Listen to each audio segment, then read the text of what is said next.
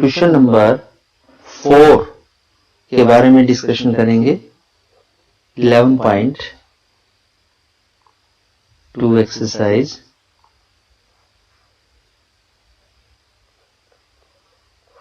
Question number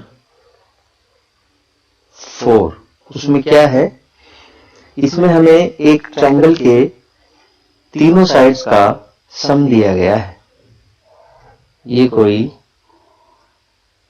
triangle बनाना है, मान लो उसमें ट्रायंगल को इन्होंने XYZ का नाम दिया हुआ है, XYZ, और इसमें इन्होंने तीनों साइड का सम 1, 2 एंड 3, यानी कि XY plus YZ plus XZ, यानी तीनों साइडों का जो सम है वो हमें दिया है 11 सेंटीमीटर।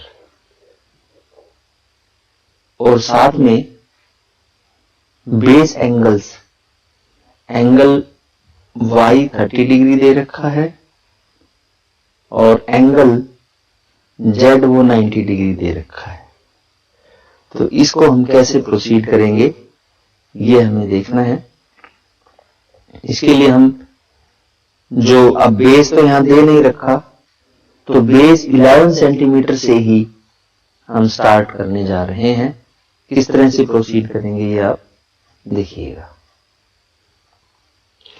हम बेस YZ 11 सेंटीमीटर लेने जा रहे हैं, जितना कि तीनों साइडों का सम दे रखा था। तो ये हमने 11 सेंटीमीटर हमने बेस YZ ले लिया है।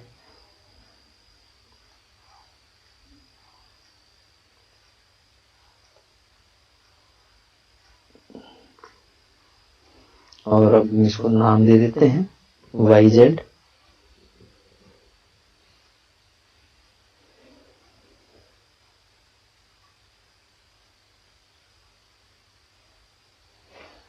एक्चुअली YZ नाम ना दे, क्योंकि YZ 11 सेंटीमीटर नहीं दिया गया है, इसको कुछ और नाम दे देते हैं। हमने मान इसको नाम दे दिया PQ। ये हमने 11 सेंटीमीटर ले लिया। अब हम क्या करने वाले हैं, जो बेस एंगल्स दिए गए थे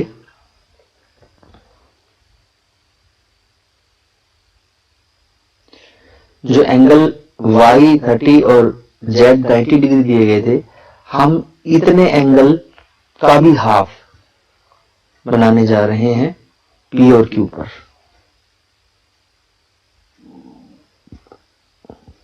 हम P पर जो एंगल दिया गया था बेस एंगल 30 डिग्री, उसको बनाकर उसका हाफ करेंगे, और जो 90 डिग्री दिया था वो 90 डिग्री बनाकर उसका हाफ करेंगे। हमने सबसे पहले पॉइंट P पर 60 डिग्री का एंगल बना दिया है। अब हम उसका हाफ करके 30 डिग्री और उसका भी हाफ करके 15 डिग्री लेंगे। जितना एंगल दे रखा है उसका एक्चुअल में 30 डिग्री दे रखा है, उसका हाफ बनाना है, 15 डिग्री बनाएंगे हम। अभी हम 60 डिग्री का एंगल का हाफ करने जा रहे हैं,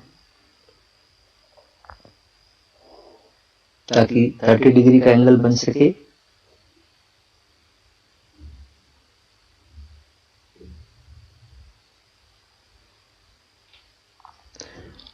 ये हमने 30 डिग्री का एंगल 60 डिग्री का हाफ करते हुए बनाया है। हमने 30 डिग्री का एंगल पॉइंट P पर बना दिया है, लेकिन एक्चुअल में ये 30 डिग्री का एंगल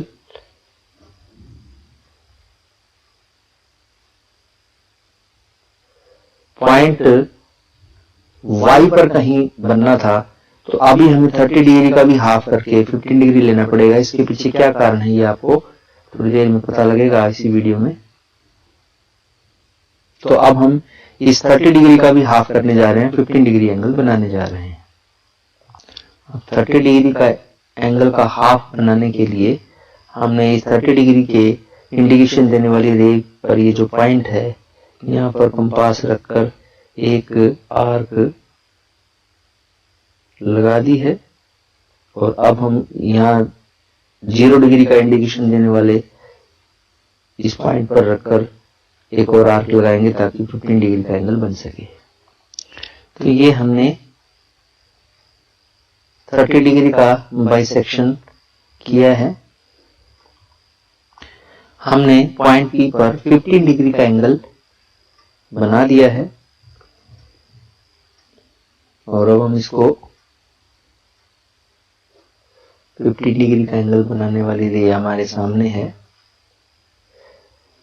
अब हमने इसी तरीके से पॉइंट Q पर 90 डिग्री एंगल बनाकर उसका हाफ करेंगे। जितना एंगल दिया गया था उसका हाफ, 90 बनाकर उसका हाफ करेंगे, यानी 45 बनाएंगे। हमने पॉइंट Q पर 90 डिग्री का एंगल बनाती हुई रे बना ली है। अब हम उसका भी बाइसेक्शन करेंगे, यानी कि 45 डिग्री का एंगल बनाएंगे पॉइंट Q पर। हम पॉइंट Q पर 45 डिग्री का एंगल बनाने जा रहे हैं दिए गए एंगल का हाफ। तो ये हमने ज्वाइन कर दिया Q पॉइंट को जहां पर 45 डिग्री की आर्क्स कट कर रही हैं।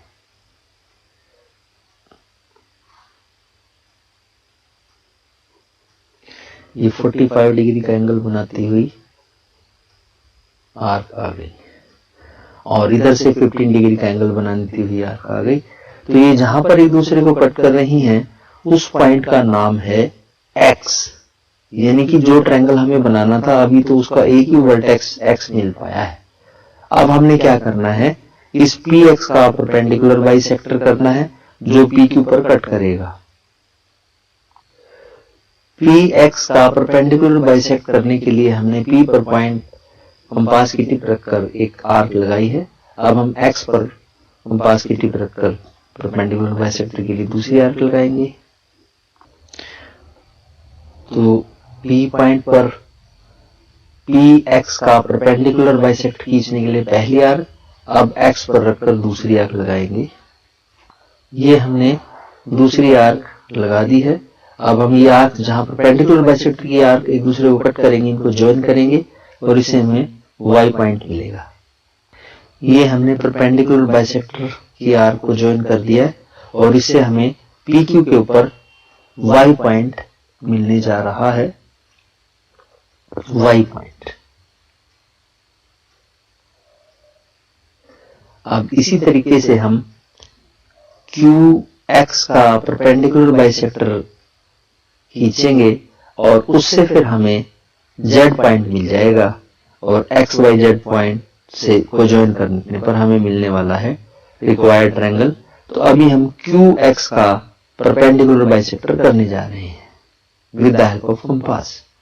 हमने X पॉइंट पर आधे से ज्यादा कंपास ओपन करके परपेंडिकुलर बाइसेक्टर के लिए QX के परपेंडिकुलर बाइसेक्टर के लिए एक आर्क लगा दी है।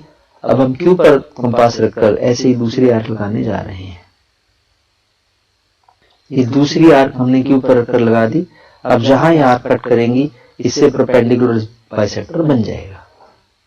ज्वाइन करते हैं इन आर्क्स को। हमने QX का परपेंडिकुलर बाइसेक्टर ड्रॉ कर दिया है जिससे हमें पॉइंट लाइन सेगमेंट PQ पर Z पॉइंट मिल गया है, Z पॉइंट।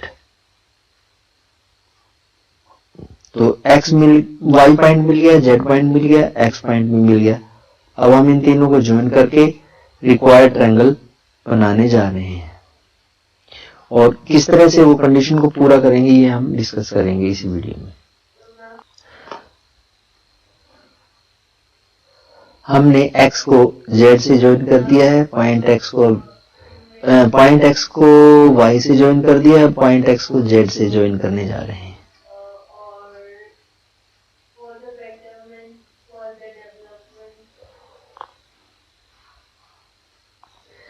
तो ये हमारा XYZ नाम का रिक्वायर्ड ट्रायंगल बन गया है जिसमें एंगल y 30 डिग्री है। किस तरह से ये भी आपको बताऊंगा। एंगल z 90 डिग्री है। किस तरह से बना है इसके बारे में थोड़ा हम विचार कर सकते हैं।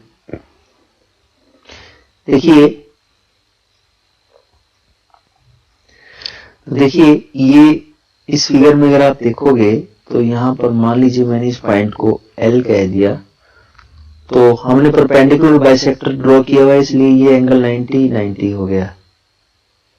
और ये वाला ट्रायंगल और ये ट्रायंगल आपस में कोंग्रुएंट बन जाते हैं, जिस वजह से PY जो है XY के इक्वल हो जाता है। PY XY की इक्वल कोंग्रुएंसी से हो जाता है। कौन सी कोंग्रुएंसी रूल काम कर रहा है इसमें? हमारा जो परपेंडिकुलर बाइसेक्टर ड्रा किया है उसमें हमारा ये LX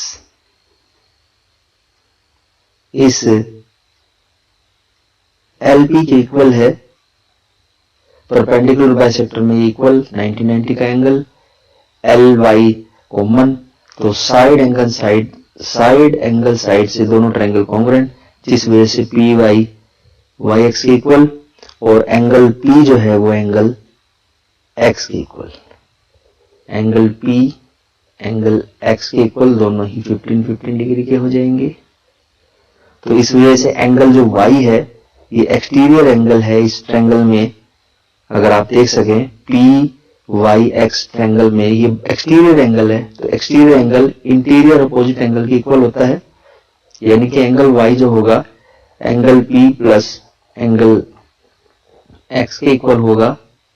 तो इस वजह से 15 + 15 हमारा एंगल Y जो है वो 30 डिग्री बन जाएगा। इसी लॉजिक को हम इस तरफ भी अप्लाई कर सकते हैं, जो हमने यहाँ पर परपेंडिकुलर बाइसेक्टर ड्रॉ किया हुआ है। तो ये जो एंगल Z है हमारा, ये भी एक्सटीरियर एंगल प्रॉपर्टी से इसके लिए जो परपेंडिकुलर बाइसेक्टर ड्रॉ किया हुआ है, मान लीजिए मैंने इस पॉइंट को नाम दिया है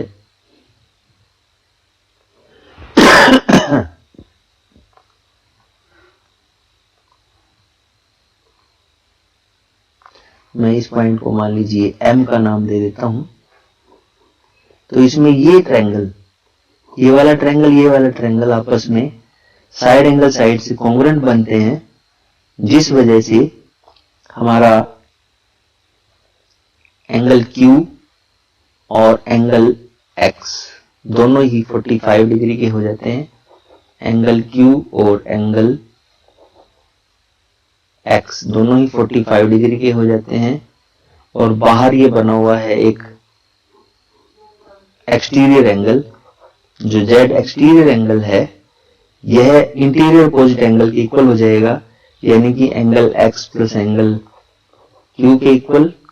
और ये 45 डिग्री कॉन्ग्रुएंसी से है ही, तो इस वजह से हमारा एंगल Z भी 90 डिग्री हो जाता है। तो कंडीशन हमारी इस तरह से एंगल की पूरी हो गई। अब आप देख सकते हैं कि हमने PQ लिखा हुआ था, PQ हमने लिया हुआ था 11 सेंटीमीटर, लेकिन PQ को अगर आप ध्यान से देखोगे तो PQ है PY plus YZ plus ZQ के इक्वल। और यहां पर ये जो PY है यह XY के इक्वल है। PY जो है कॉन्ग्रुएंसी से XY के इक्वल है, इस वजह से यहां पर XY आ जाएगा, YZ यू का यूं। इसी तरीके से कॉन्ग्रुएंसी से ये जो हमारा QZ है, इस फिगर में आप देख सकते हो, ये जो QZ है कॉन्ग्रुएंसी से ये XZ के इक्वल है। तो हमारा जो PQ है वह 11 सेंटीमीटर था, यानी कि तीनों साइडों का जो सम आ गया वो 11 सेंटीमीटर बन गया।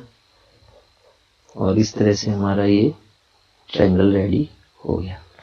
आपको ये 11.2 एक्सरसाइज का क्वेश्चन नंबर 4 है। ये ट्राई करना है और मेरे गावड़ी मैथ्स गुरु नाम से जो चैनल है उसको सब्सक्राइब कर लेना है, ताकि आपको मैथमेटिक्स की और भी वीडियोस आपसे आपके लिए जो बेनिफिशियल है वो मिल सके। आप ऐसा ही एक एग्जाम्पल 1 हमारी बुक में दिया गया है, वह भी ट्राई कर सकते हैं। एग्जाम्पल 1 भी ऐसा ही है, ट्राई कर सकते हैं आप।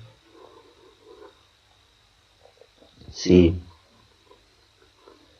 As question number 4। इसको अब इस ट्रायंगल को आप, ये जो हमारा XYZ नाम का ट्रायंगल है, ये आप ट्राई करें।